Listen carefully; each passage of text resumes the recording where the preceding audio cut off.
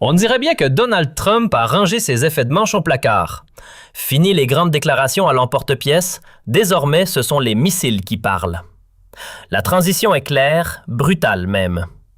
Ces dernières semaines, la parole s'est effacée au profit de la poudre. Le bilan, il donne le vertige. Plus d'une vingtaine de frappes navales, une hécatombe avoisinant les 80 morts. On dirait bien que Donald Trump a rangé ses effets de manche au placard. Fini les grandes déclarations à l'emporte-pièce, désormais ce sont les missiles qui parlent. La transition est claire, brutale même. Ces dernières semaines, la parole s'est effacée au profit de la poudre. Le bilan, il donne le vertige. Plus d'une vingtaine de frappes navales, une hécatombe avoisinant les 80 morts et l'espace aérien du Venezuela décrété, tenez-vous bien, entièrement bouclé. Comme si, par un claquement de doigts impérial, Washington s'autorisait à décider qui peut, ou non, prendre son envol au-dessus de l'Amérique du Sud. Une démocratie dans les airs, version Made in USA. L'escalade est nette. Après la mer, Trump annonce maintenant une intervention terrestre. Il présente cela comme une simple ligne de plus dans son discours, une opération de routine pour sévir contre le trafic de drogue. Sauf qu'il y a un problème majeur dans ce récit. Pour justifier une telle montée en puissance, il faut des preuves solides. Or, Washington n'en fournit aucune. Aucun élément public ne relie ces 80 morts à un quelconque cartel. Cette méthode, frappée d'abord et justifiée ensuite, fonctionne tant que personne ne contredit la version officielle. Trump parie sur le fait que le monde fera semblant de ne pas voir ce qui se joue réellement derrière l'écran de fumée du narco-État. Mais ce qui a changé ces derniers jours, c'est que Nicolás Maduro a cessé de jouer le jeu de la victime silencieuse. Le président vénézuélien a décidé de porter la riposte là où Trump ne peut pas se permettre de perdre, sur le terrain du système pétrolier mondial. Maduro a nommé les choses pour ce qu'elles sont. Oubliez la drogue.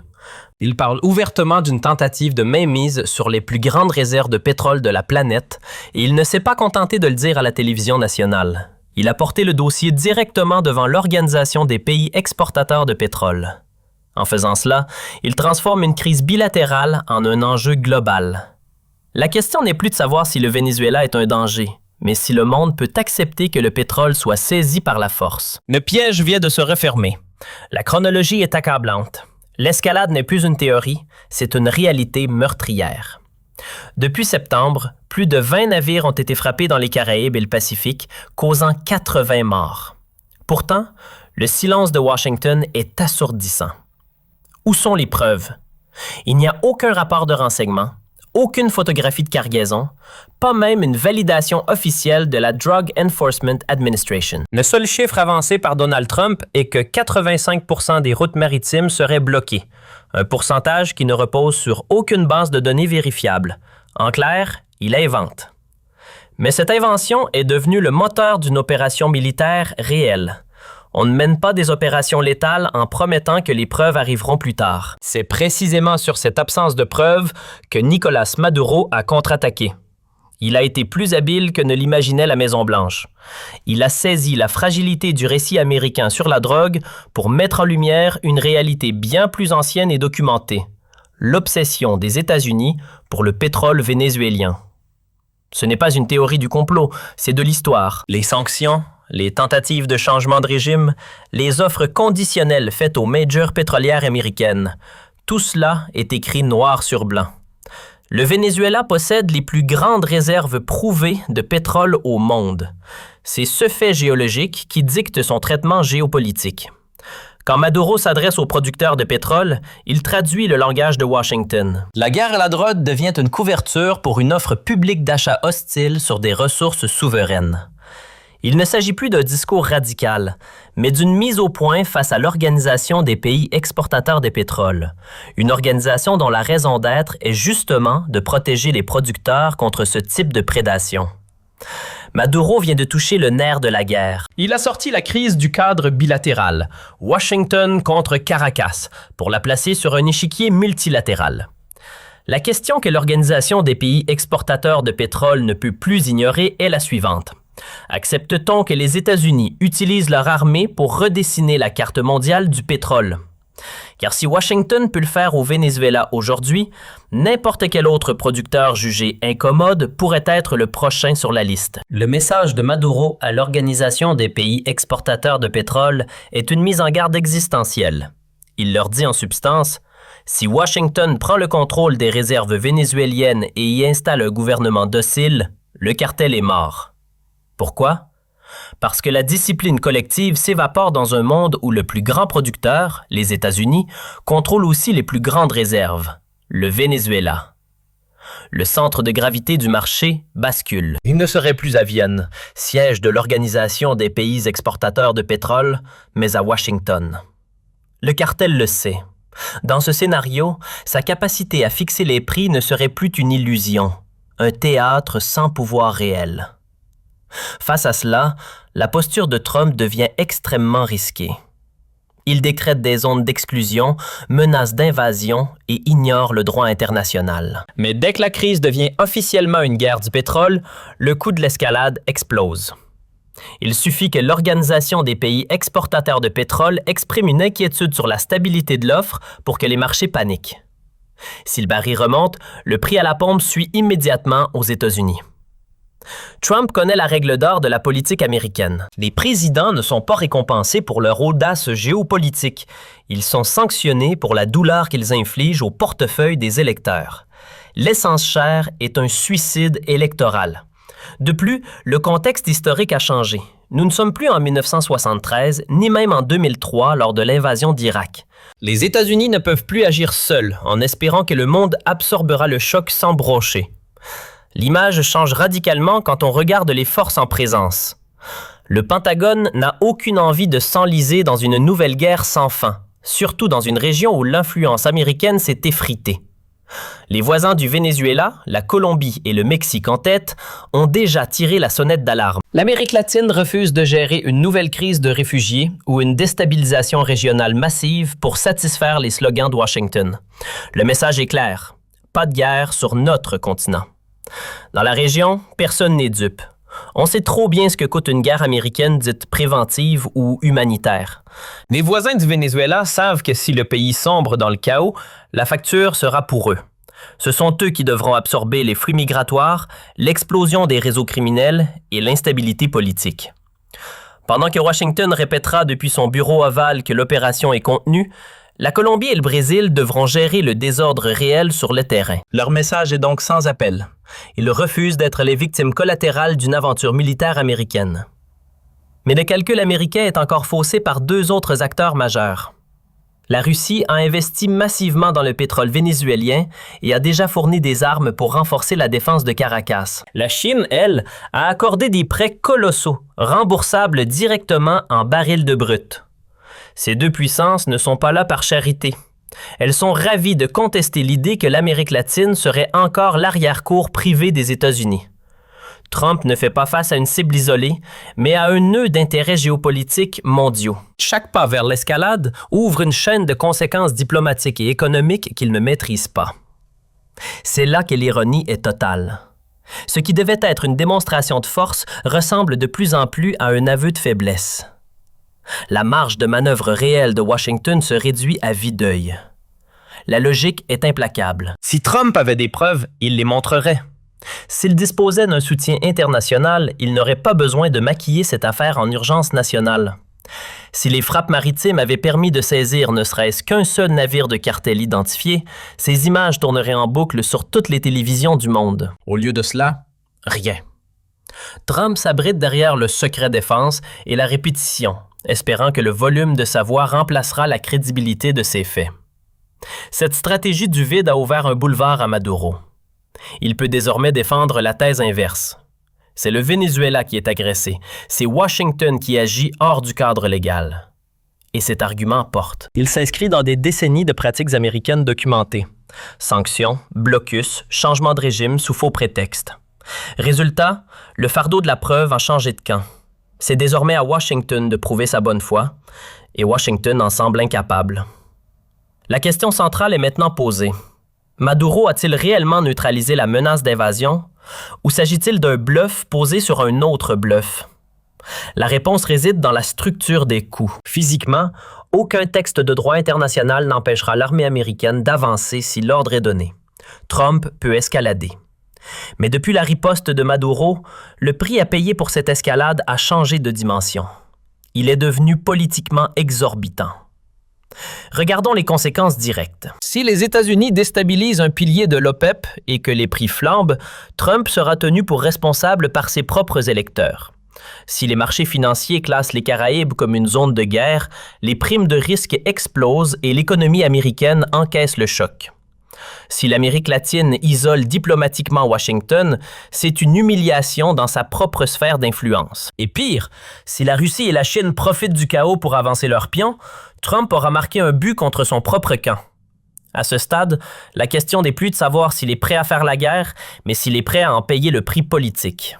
Maduro n'a pas besoin d'être assez puissant pour vaincre les États-Unis militairement. Il lui a suffi de modifier le cadre stratégique. Il a pris l'accusation de trafic de drogue et l'a retournée. C'est désormais une affaire de pillage de ressources. Il a forcé l'OPEP à reconnaître qu'un de ses membres est menacé, mettant en péril l'équilibre énergétique mondial. Dès lors, Washington ne fait plus face à un petit État isolé, mais à un bloc capable d'influencer la seule chose que la Maison-Blanche craint plus que la guerre, le prix de l'essence à la pompe. C'est la définition même de la neutralisation en géopolitique. Ce n'est pas empêcher physiquement l'adversaire d'agir, c'est faire grimper le coût de l'action à un niveau tel qu'elle devient irrationnelle, voire suicidaire pour celui qui l'entreprend. Maduro a construit un mur, non pas de soldats, mais de conséquences économiques et politiques. La balle est dans le camp de Washington. Trump va-t-il ajuster sa stratégie ou succomber à la tentation de la surenchère? On connaît le réflexe des présidents américains lorsqu'ils sont taclés.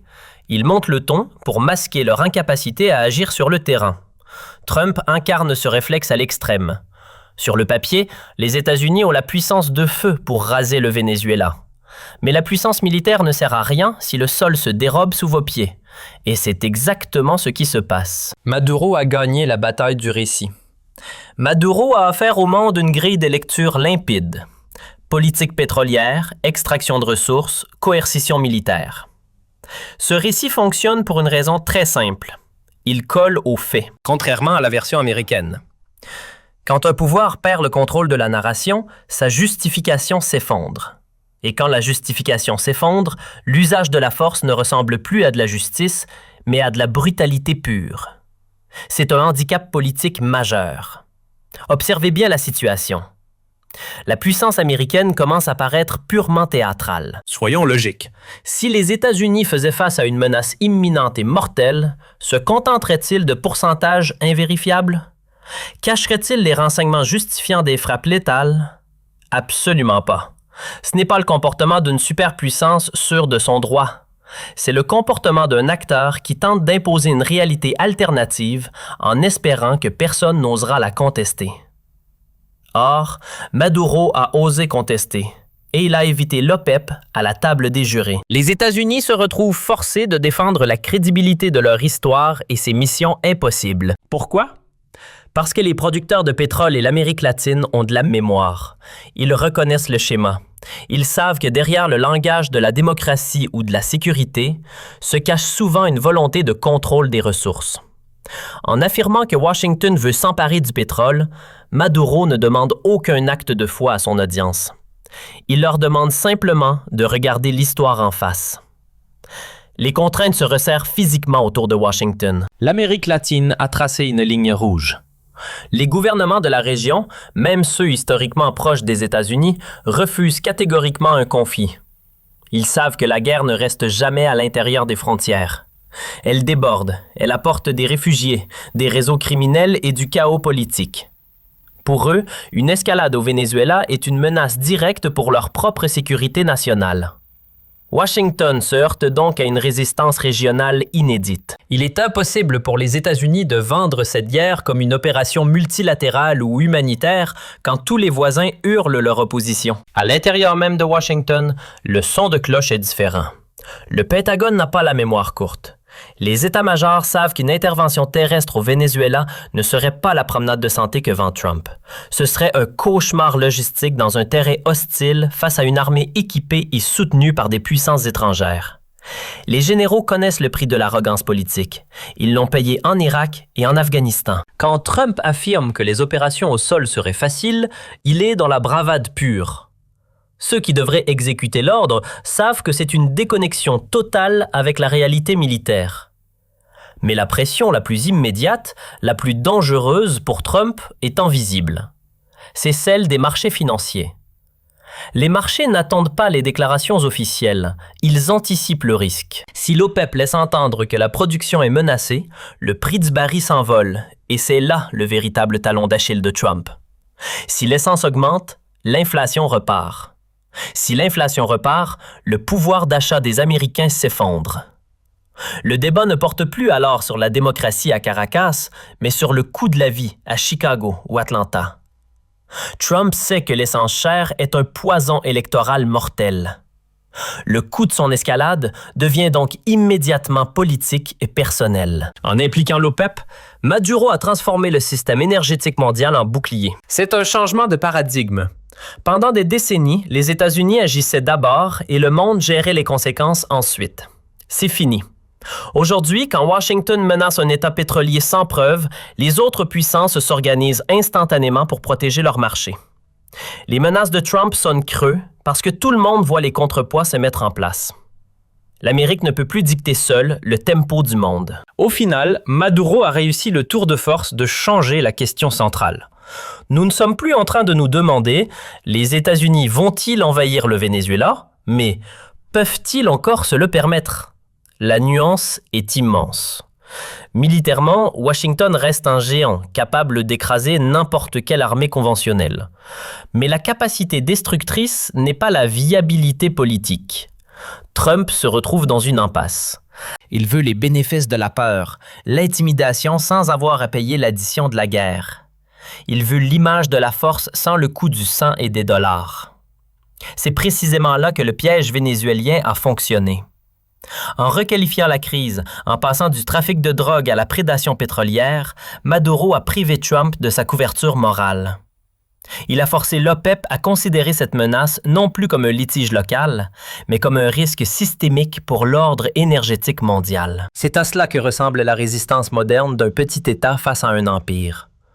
Non pas répondre à la force par la force, mais utiliser la structure même du système international, le marché, les alliances, le prix du baril, pour rendre l'agression politiquement autodestructrice. Alors, pour répondre à la question initiale, le Venezuela a-t-il piégé Trump? A-t-il neutralisé l'invasion? La réponse froide et analytique est oui. Pas en construisant un bouclier physique infranchissable, mais en érigeant un mur de conséquences. Maduro a élevé le coût de l'intervention à un niveau tel qu'il dépasse les bénéfices potentiels pour Washington. Trump peut continuer à tweeter, à menacer, à envoyer des navires, mais la fenêtre d'opportunité pour une action réelle s'est refermée. Le risque d'embrasement économique et diplomatique est devenu trop lourd, même pour un président qui gouverne par le chaos. Cette séquence restera dans les livres d'histoire comme un cas d'école. Ce n'est pas l'histoire classique de David contre Goliath, c'est l'histoire d'une superpuissance qui découvre brutalement que ses vieux réflexes ne fonctionnent plus. Une superpuissance